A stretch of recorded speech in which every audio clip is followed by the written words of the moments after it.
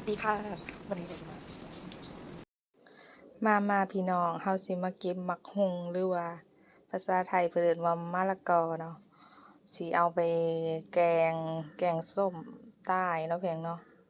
แกงส้มใต้แซ่บพี่น้องเอ้ยเว้าแล้วก็อยากให้พี่น้องได้กินนำกันเนาะมาเด้อ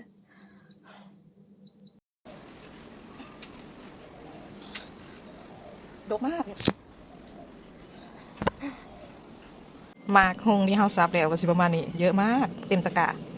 เหลืองๆแบบนี้แหละแกงส้มแซ่บเนาะมันสิมีความหวานของมะละกอด้วยไปแกงส้มกันจ้านี่แกงส้มไก่มะละกอ